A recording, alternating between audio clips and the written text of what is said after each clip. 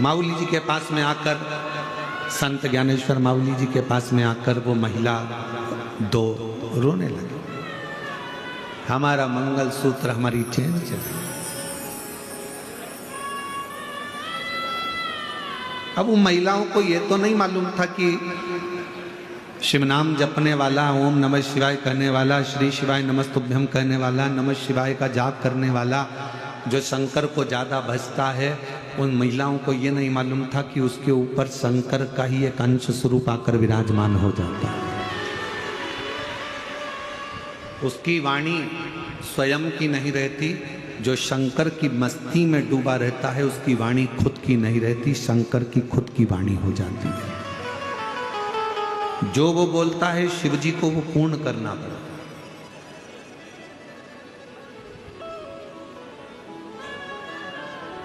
संत ज्ञानेश्वर माऊली जी के पास दोनों आई, रोने लगी। हमारा मंगलसूत्र, हमारी चेन चली गई। संत ज्ञानेश्वर माऊली जी प्रसन्नता में प्रणाम कर लिए उनको और शिव नाम देकर उनको भेज दिया। अब दूसरे दिन संत ज्ञानेश्वर माऊली जी अपने वो शिष्य के पास गए, उसको सुबह सुबह 4-5 बजे उठाए। उठो उठो, कपड़े पहनो, चलो हमारे साथ। कहाँ जाना है? 3-4 ऑफिसरों से मिलने के लिए जाना है। अब वो शिष्य बोला कि सुबह सुबह 4 बजे कहाँ का ऑफिसर उठा होगा। आज माऊली करें, जल्दी कपड़े पहनो। कपड़े पहनाए माऊली जी ने और उसको लेकर चल दिए। जहाँ तक गाड़ी जा सकती थी वहाँ तक गाड़ी गई। गांव में प्रवेश कर गए, उस गांव की गलियों में प्रवेश कर गए। बहुत तेज वहाँ बदबू आ रही थी। शिष्य ने कहा यहाँ कौन सा ऑफिसर होगा? माऊली जी बोले चल तो सही। हाथ पकड़कर माऊली उसको लेते लेते आगे बढ़ गए। 2 दरवाजों पर माऊली ने कुंडी बजाई। जैसे ही कुंडी बजाई, सामने वाले के परिवार वाले निकल कर बाहर आए, प्रणाम करा। आप तो संत ज्ञानेश्वर माऊली हैं? हाँ। कैसे आना हुआ? कुछ नहीं, 2 महिलाओं का मंगलसूत्र चले गया था, तुम्हारे ही घर में है। तुम्हारे ही, तेरे ही घर में है। माँ ने आवाज लगाई, बेटे को बुलाया, इधर आ। चाकरवाड़ी गया था क्या तू?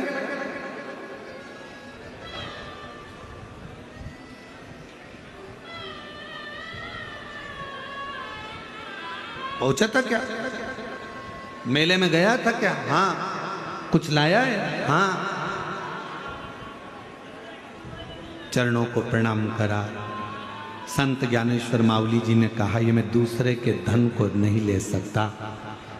अपने शिष्य से कहा मैं झोला लाया था, उसमें एक नरियल और 101 रुपये रखे हैं, वो ला दे, इसको देना है।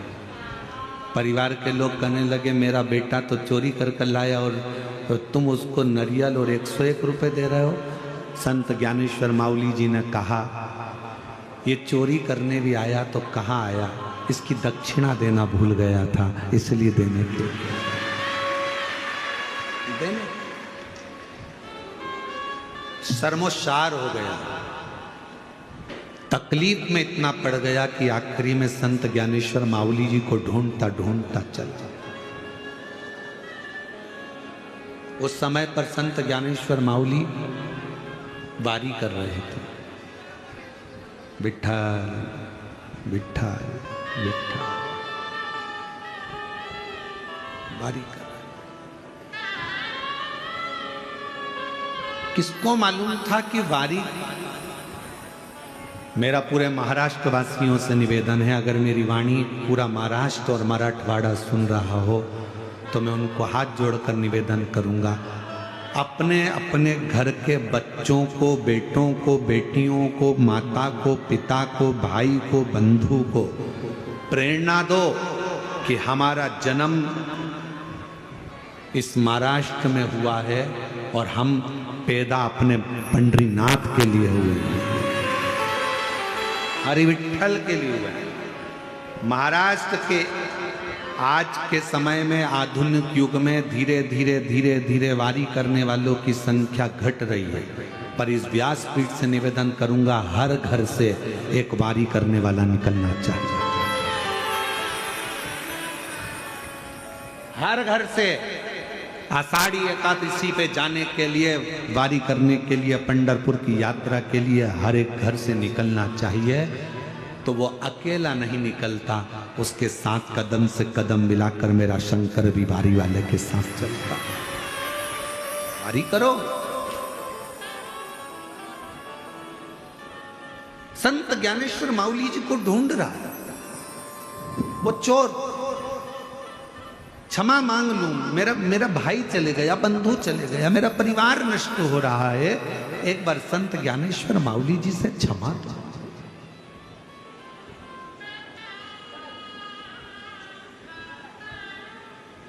मेरी जीजियों, मेरे जीजाओं, मेरी बेटियों, बेटाओं, मेरी माताओं, भाई बंधु, जब तक असली संत संसार में रहता है ना, उसको जीते जी कोई नहीं पहचान पाता। लोग उसको अपशब्द कहते हैं, गालियां देते हैं, ताने देते हैं। जैसे संत तुकाराम जी को, नामदेव जी को, रामकृष्ण परमहंस जी को, चैतन्य महाप्रभु जी को, मीरा कर्मा को कितना कितना त्राण दिया गया, ताने दिए गए। जब असली संत संसार में आता है तो उसको लोग अपशब्द कहते हैं।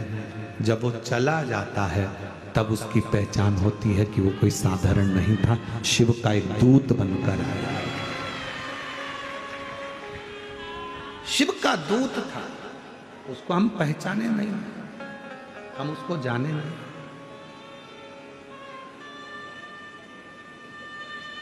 पिता को बेटे नहीं जान पाते कि मेरे पापा, मेरे पिता इतने विद्वान हैं क्या।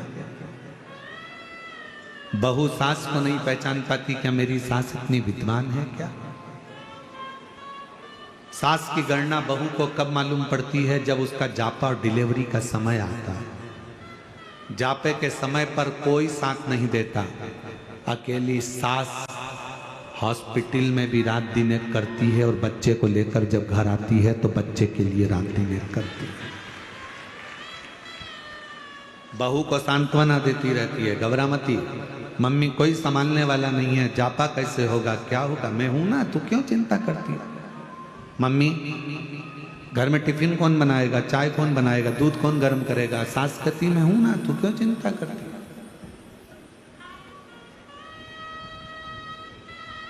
पहचानना कठिन। दूर के ढोल सुहावने लगते हैं महाराज। बहुत दूर ढोल बजेगा तो अच्छा लगेगा, पास में बजेगा तो कान बंद करोगे। उसी तरह संत, असली संत जब चले जाता है तब उसकी पहचान कर पाते। ढूंढता ढूंढता वो चोर वारी में पहुंचा संत ज्ञानेश्वर माउली जी का दर्शन करने के। उसको क्या मालूम था कि वो वारी करने वाला केवल एक वारकरी नहीं होता, वारी करने वाला तो स्वयं हरि विठ्ठल पांडुरंगा का ही एक अंश स्वरूप होता है।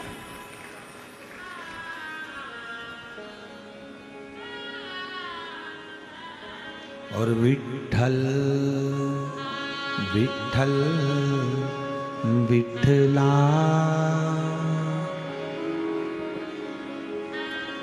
भगवान विठ्ठलनाथ का दर्शन करता है। चलिए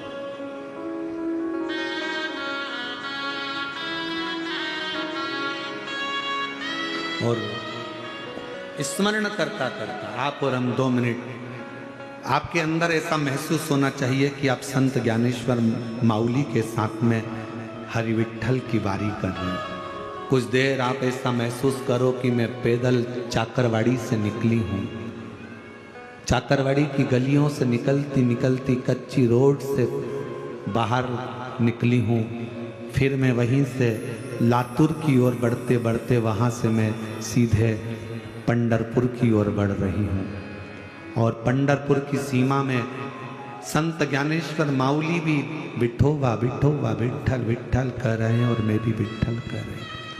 कोई पानी पिला रहा है, कोई भोजन करा रहा है, मांगते तूंगते खाते पीते स्मरण करते चले जा रहा है। आषाढ़ लग चुका है, आपको ऐसा महसूस होना चाहिए कि संत ज्ञानेश्वर माउली जी के साथ आप और हम वारी कर रहे हैं। विनाशी शंकर का चरित्र कह रहा, शिव को पहचानना बहुत कठिन।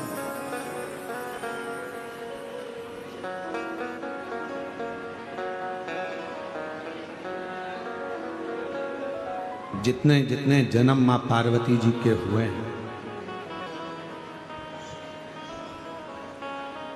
केवल शंकर को जानने का प्रयास करो।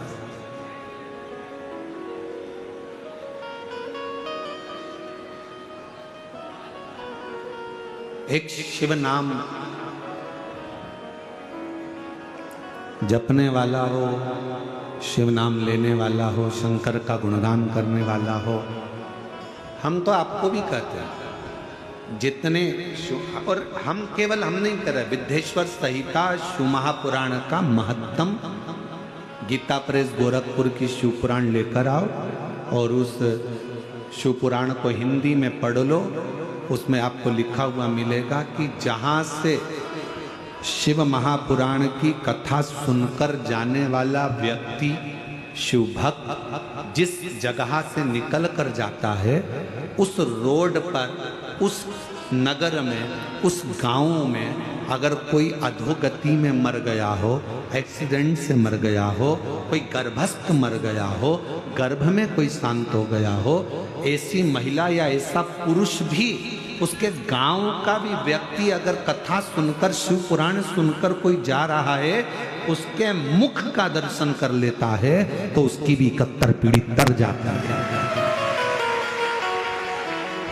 ये हम नहीं कर रहे। शिव महापुराण कथा का महत्तम बिंदुक चंचुला का संवाद, देवराज ब्राह्मण का संवाद और विद्येश्वर संहिता वर्णन कर रही है कि शिव पुराण सुनने वाला केवल अकेला नहीं तर रहा है, जिस राह से निकल कर जा रहा है वहां जो लोग रहते हैं उसका मुंह का दर्शन कर लेते हैं तो वो भी कल्याण, उसका भी कल्याण।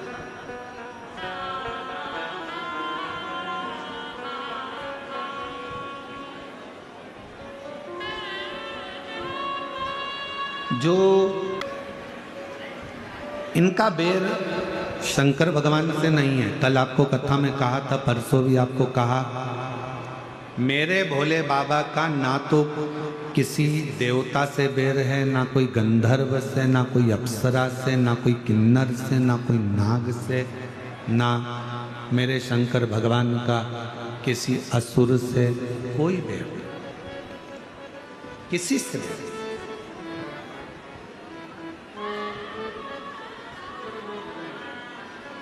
एक लिंगायत संप्रदाय का, वीर शैव लिंगायत संप्रदाय की जो माताएं होती हैं, पुरुष होते हैं, बच्चे होते हैं, मस्तक पर इनके भस्म त्रिपुंड होता है, गले में चांदी की छोटी सी डिबिया में एक शिवलिंग होता है बड़ा।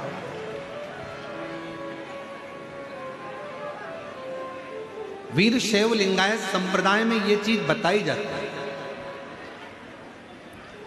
कि आपका कोई बेरी नहीं है, आपका कोई द्रोही नहीं है, आपका कोई दुश्मन नहीं है। और यहां पर भी कई वीर शैव लिंगायत संप्रदाय के शिव भक्त बैठे होंगे, हाथ उठाएंगे, कहीं बैठे हों तो। आप लोग बैठे हैं? अच्छा अच्छा, रखिए रखिए, प्रणाम आप लोगों को। आपके गले में जो विराजमान मेरे शिव हैं उनको मैं दंडवत प्रणाम करता हूं आपके चरणों। वीर शैव लिंगायत संप्रदाय में यह वर्णन किया जाता है कि आपका कोई दुश्मन नहीं है, आपका कोई द्रोही नहीं है। क्यों नहीं है? क्योंकि आपके गले में शिवलिंग विराजमान है, जिसके गले में, जिसकी वाणी में, जिसके हृदय में, जिसकी चित्तवृत्ति में, जिसकी दृष्टि में, जिसके श्रवण में, जिसके पूरे अंग अंग में शंकर अगर विराजमान हो जाता है तो दुनिया में उसका कोई द्रोही नहीं है, कोई दुश्मन। उसकी दृष्टि में सब सम है।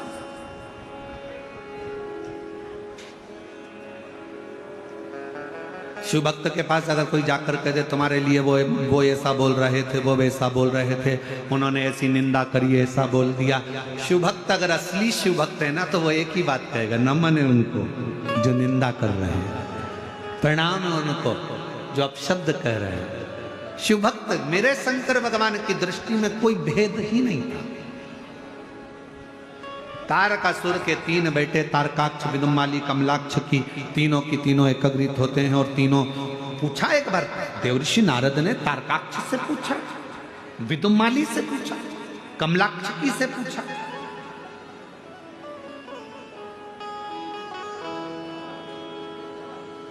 कहा तारकाक्ष, भगवान विष्णु का वर्णन करते हुए देवर्षि नारद ने कहा वो तो ऐसे हैं, वो तो वैसे हैं, भगवत भजन है उनका, लक्ष्मी जी के पति हैं, वैकुंठ रहते हैं, शेष सैया है, सुंदर नाग शेषनाग की सैया विराजमान है, ऐसा है वैसा है। और देवर्षि नारद ने फिर भगवान शंकर के लिए कहा कि तुम भी पृथ्वी पर रहते हो, वो भी पृथ्वी पर रहते हो।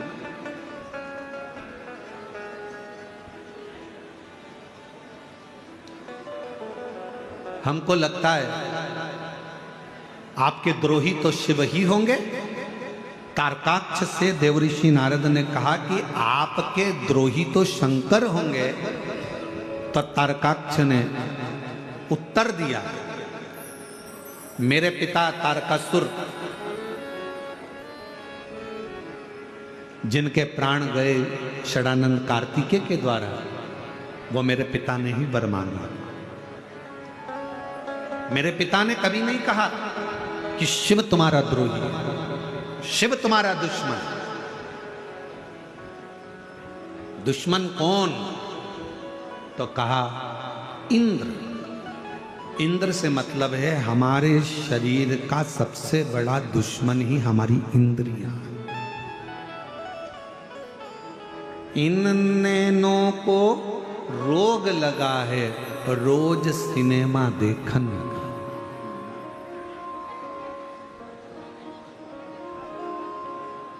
और इन नैनों से दर्शन कर लो, सारे रोग मिट जाएंगे।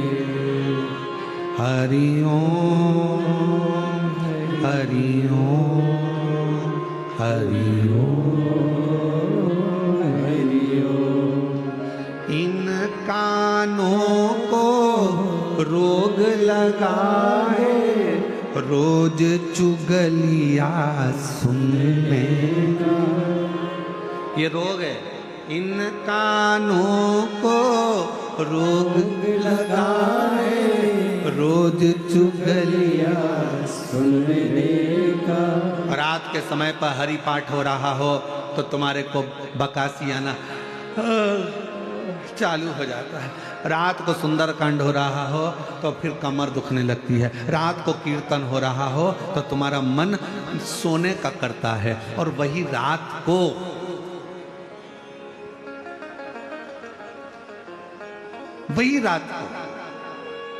डिस्को हो रहा हो, डीजे लगा हो, लोग एंजॉय कर रहे हैं,